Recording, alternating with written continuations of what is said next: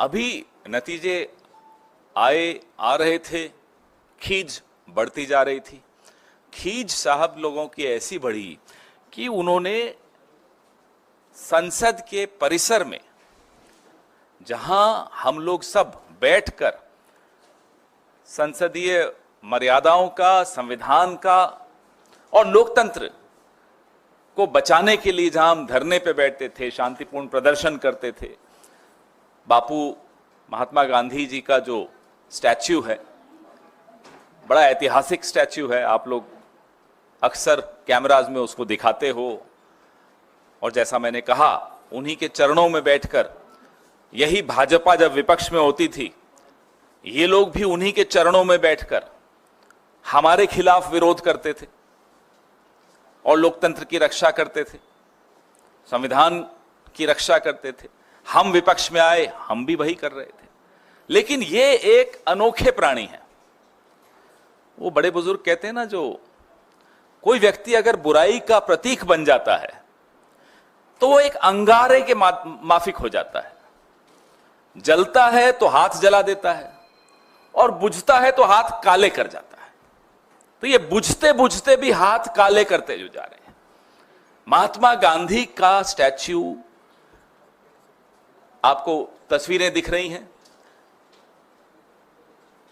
वीर शिरोमणि शिवाजी महाराज, छत्रपति शिवाजी महाराज का स्टैच्यू, बाबा साहब डॉक्टर अंबेडकर का स्टैच्यू, ये तमाम स्टैच्यू वहां से हटा दिए गए।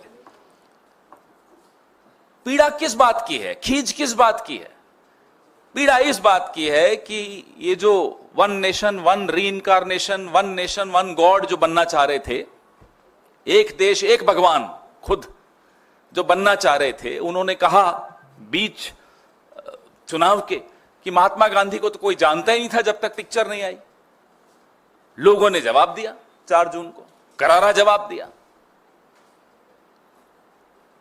अब खींच निकालने के लिए उन्होंने महात्मा गांधी का स्टैच्यू वहां से उखाड़ दिया और धकेल दिया कहीं पीछे जाकर।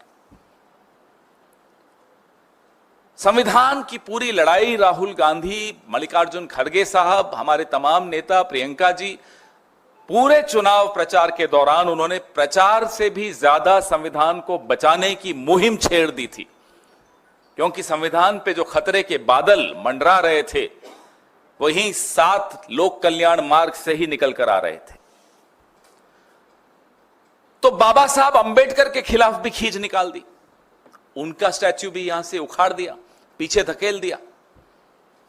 महाराष्ट्र के नतीजे आपके सामने हैं, करारा जवाब महाराष्ट्र के लोगों ने भी दिया। तो महाराष्ट्र के लोगों से बदला लेना के लिए उन्होंने क्या कदम उठाया कि छत्रपति शिवाजी महाराज का स्टैच्यू भी यहां से उखाड़ दिया और पीछे धकेल दिया।